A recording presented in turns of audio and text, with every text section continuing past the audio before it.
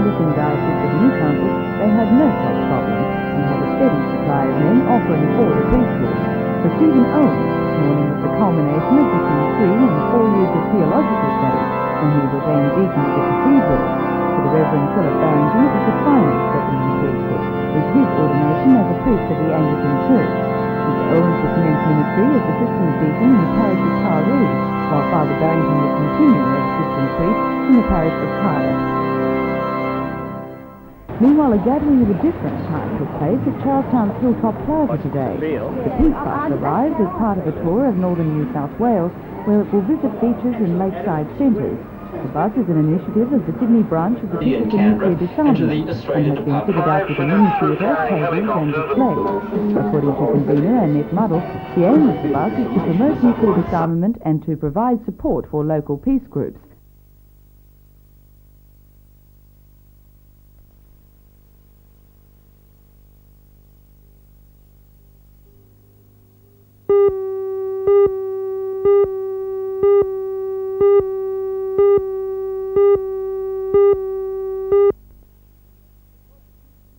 The competition may not be for the game's purists, as it encourages sloggers rather than stayers, but it's gaining in popularity and attracted over 160 teams to this year's competition.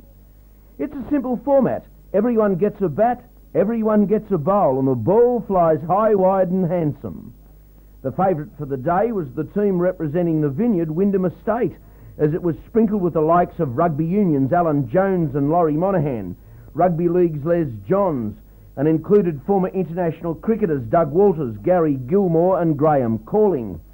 But they failed to last the distance, blaming the well-known hospitality of vigneron Brian McGuigan for their demise.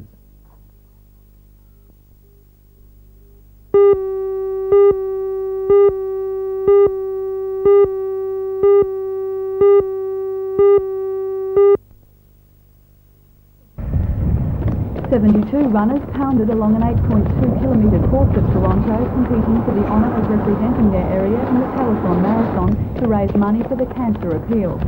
17-year-old Jason Maxwell from Rathmines crossed the line first in 26.5 minutes. However, every runner who completed the course within 45 minutes became eligible for the random draw which selected the Toronto Marathon team. The 5 chosen were David Rundell of Fishing Point, Scott Taylor, Troy Dunn and Steve Piggott, all of Toronto, and John Atkin from Argenton.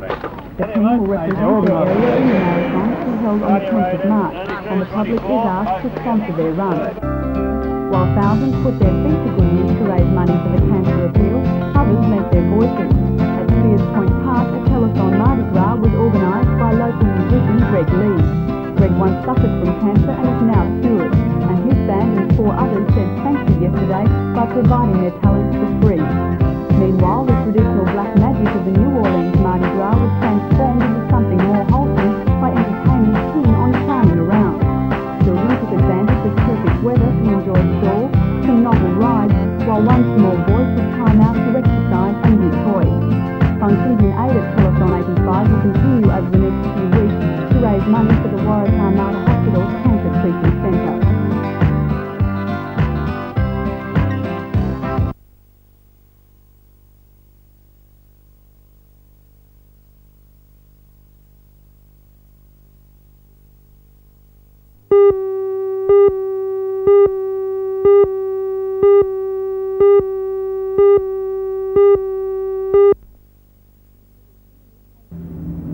The Civic Theatre's $80,000 loss last financial year makes Mr Druin's offer an attractive one. However, at yesterday's public meeting, ways of making it financially viable as a theatre, rather than changing its usage, were discussed. The meeting pointed out the shops which form part of the complex earn $120,000 each year in rent, and if this money was credited to the theatre, it would more than compensate for its running costs. Chairman of the meeting, Mr Dick Robertson, said the theatre's running costs are not great in any case and shouldn't be considered a burden. It is not a dramatic cost on the ratepayer to own the Civic Theatre and run it with the council. It is not a dramatic cost. It is a small cost to pay. And we're recommending to the administrator that no action be taken at this time until there has been an opportunity for public debate. The meeting also resolved the theatre is not used enough and should be made more accessible to amateur groups. The meeting also called for the refurbishing of the theatre to be paid for by the state and federal governments. These suggestions will be included in a submission to be sent to the City Administrator, Mr Colin Saunders.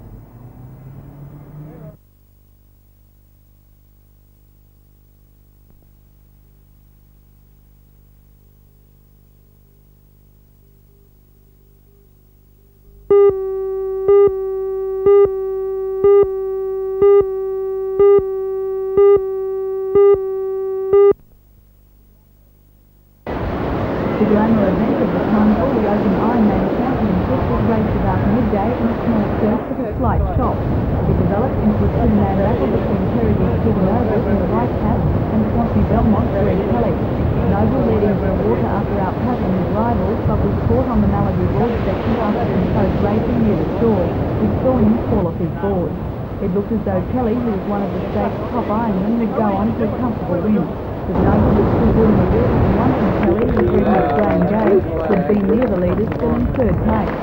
Other events in the carnival included the beach relay, with Ocean Beach winning both the Open and Junior competition, while Swansea Caves won the Cadet Beach relay. In the surfboat competition, Newcastle Beach won the Open event, while Redhead Beach won the reserve surfboat event and Avoca the Junior surfboat race. Final scores in the carnival saw Newcastle Beach winning with an aggregate score of 492, with the Central Coast coming in second with 442 points. In the final breakup for individual clubs, Swansea Belmont came first with 144 points, Avoca second with 137 points, and Swansea Caves third with 83 points.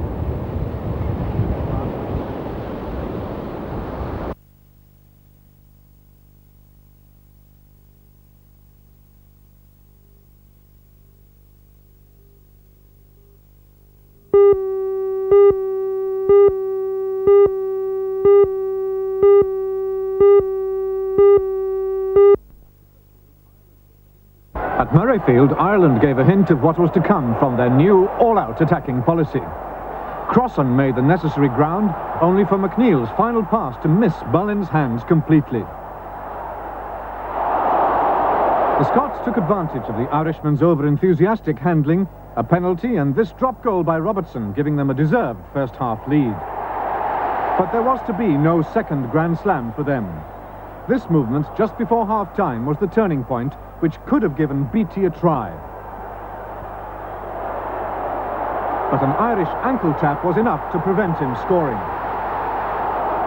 The crucial score for the Irish came in the second half, when Bradley, their quicksilver scrum half, opened a huge gap for England. Penalties from Dodds, however, restored Scotland's lead, and the home side seemed to be coasting to victory until the Irish went on the rampage again to score a memorable try, reminiscent of their domination of the championship 3 years ago.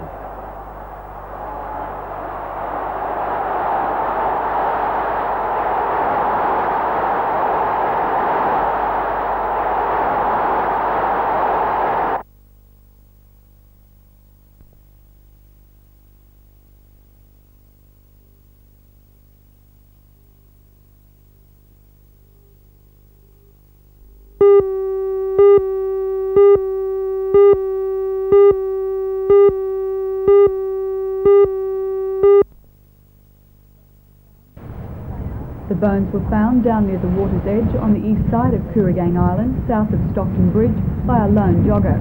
Mayfield police and detectives examined the bones, which were then taken to Newcastle Hospital for identification. Late yesterday, police said they would be examined by the government pathologist at the hospital sometime today.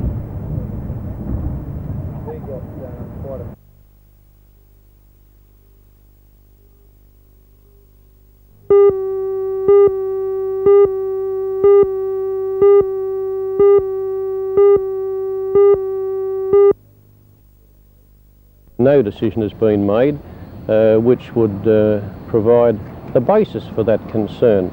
I think if people respond to media reports all the time, well then we'll be just chasing around putting out bushfires daily. I think what people should do is look for authoritative statements made by members of the government, and I think my statement today will do much to diffuse any concern that might arise as to the prospect of 40% or 45% of the northern coal being moved by by road. In the last 8 weeks, for 5 of those weeks, there was no movement of coal by rail.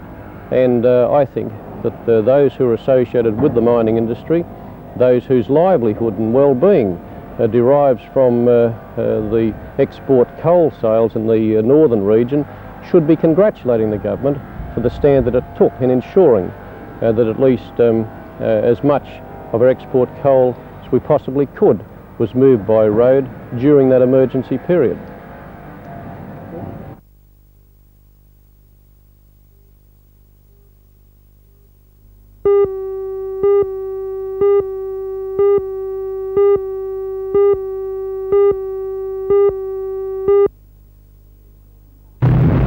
The decision by the Aboriginal Federation of Australia to dismiss or stand down workers who refuse to lift work bans on concrete floors is likely to be supported by the Newcastle branch of the NBA. The member builders and association members have been asked to attend a meeting got up by the plan, which has been devised, according to the association, to try to solve some of the problems plaguing the building industry in the state. The executive director of the Newcastle branch of the NBA, Mr. Norman Strait, says bans in Newcastle have only been minimal and caused few problems. However, he expects the plan calling for their withdrawal after the dismissal of the workers involved to be It goes from one endorsed. thing to another. This is just the sort of tip of the iceberg. If it isn't this bans on concrete, it'll be something else. So the membership is being asked tomorrow night to endorse the lifting of these bans and the encouraging of builders' labourers to continue with their normal work. Now, if that doesn't occur, other tradesmen and other unions will be asked to carry on the work, because if you don't, the jobs will eventually close down. Do you anticipate Newcastle BLF members lifting bans? Oh yes, I do. I think up here they're smaller jobs and they're more realistic, and the people employed, I think, have had enough of stop-start and industrial anarchy, and I'm sure they will.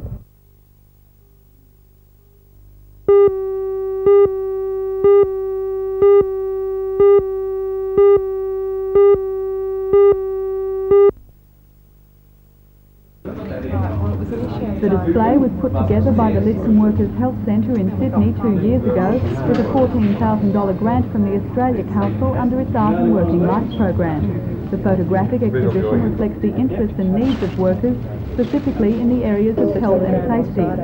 Since it was first compiled, it's been taken to different centres to try and increase people's awareness of the need for safety in the workplace and to show what health risks are involved in a variety of occupations. Julie Donaldson of the Lidcombe Health Centre says photographing work environments is one of the best ways of making people aware of potential hazards. The reason we started this project was that we realised there were very few visual images of people at work, contemporary images, and the main images we found around were from management for PR purposes of the happy worker. And we needed images of people at work in order to publicise health and safety issues and to document what was happening, changes in the workplace. What do you see as the most common work hazards? Well, there are many work hazards. The most publicised work hazards at the moment are overuse injuries, being much more common now in the white-collar sector, so you're hearing more about those. Chemicals are another big area.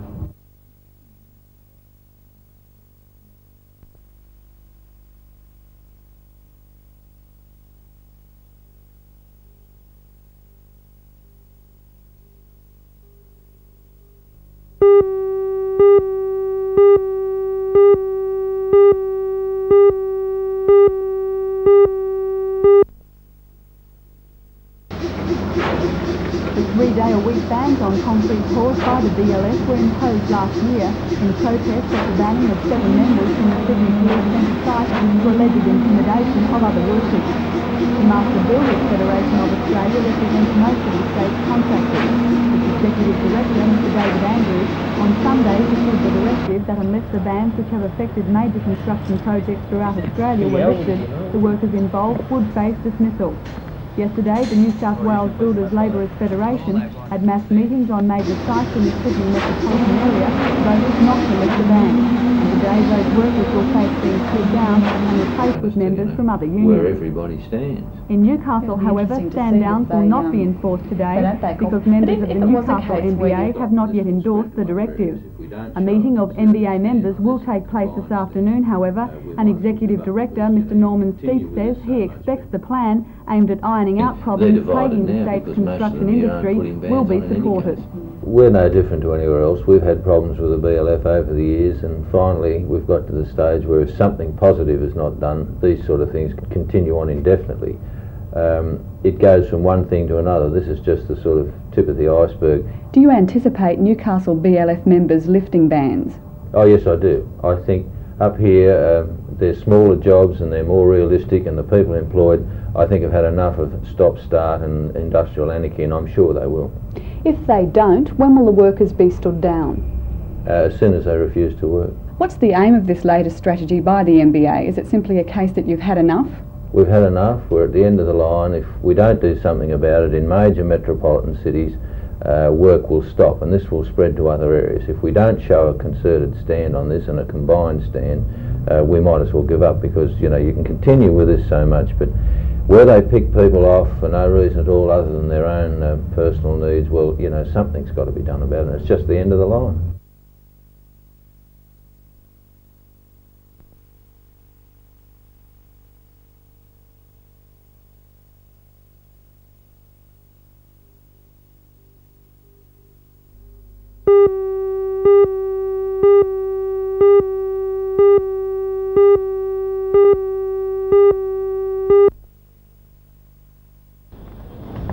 The $2 million catamaran ferry is more practical than aesthetically pleasing, but perched high and dry, it displayed the innovative underwater lines which marine architect Alan Payne calculated would create a minimum wash, a requirement on some of Sydney's ferry routes which go upriver.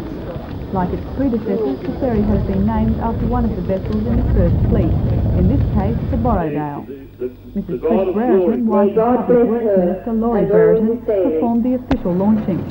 The fifth ferry in this series will be launched later this month, and Carrington Shipways now has orders from the UPA for 4 more. A vessel of a different kind set sail from Newcastle yesterday with 120 Nova Caspians on board, bound for a South Pacific holiday. The 20,000-ton Leningrad registered Mikhail Lermontov has been chartered by Charter Travel Club or CPC for tours in the region during the northern winter. While the expense of bringing the ship into harbour plus the absence of a passenger terminal makes stopping in Newcastle a novelty, travel agents are hopeful this visit may be the first of many.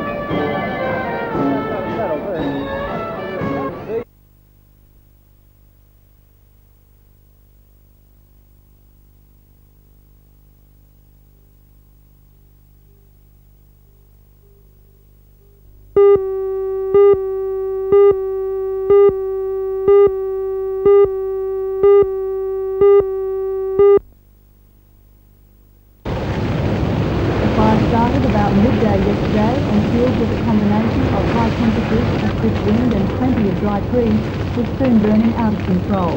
The fire spread from Ocean Street Dudley to the Awabakal Reserve, across Redhead Road into the Lambton Beach Colliery area and the swamp nearby. By 11 last night the blaze was under control, although at one stage it came perilously close to houses at the new Lambton estate. Tyndale, Belmont, Cardiff, Woolaroo, Charlestown and the Newcastle water tanker attended the fire at the height of the blaze. Some stations remained throughout the night while it burnt in inaccessible areas. Another fire at Jesmond Park last night took 4 stations busy up to midnight. No property was in danger.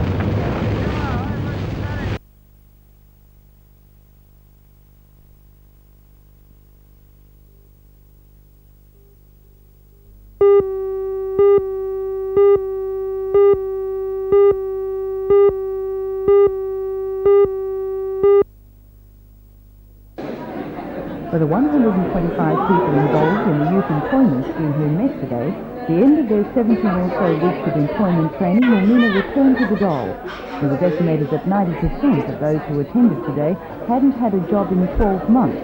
to You come, bitter training about with either the what's Newcastle happened? City Council or state government for the first We time felt at really this good time. when she was talking about all the different things we could do and what type of experience we were going to get and what type of knowledge we were going to obtain, and then she just put a wet blanket over it. Yeah. You know, it's not even going to be happening. Got our hopes up and it's We got just our hopes up sort to of never think fluttering. of it. When they told us we had the job, we thought fantastic. Sorry. So where to for you all now? I think the bloody government should get their act together. They can't have a bloody program without administrators, can they? Period of time, One because of the coordinator, training Irene programs, Ronan, said you that will despite the have fact that other she was on skills. You can strike, go to she the does have CES to and say, explain hey, to I the can drive a participants truck, why or, the scheme's you know, in hey, I jeopardy. can type X. A reduction in pay without even the knowledge of the type of work I do, I think is just most unfair. What's this going to mean to the employment schemes and projects in the Hunter Valley? They are totally in jeopardy. If I do not organise the programs, they will not run. The participants of the Youth Employment Scheme are entitled to a training component. If I do not, I'm on strike today, I'm here, but I am unpaid because I'm always concerned for the participant. These people are disadvantaged, and they are going to be further disadvantaged by the fact that these training programs will not run.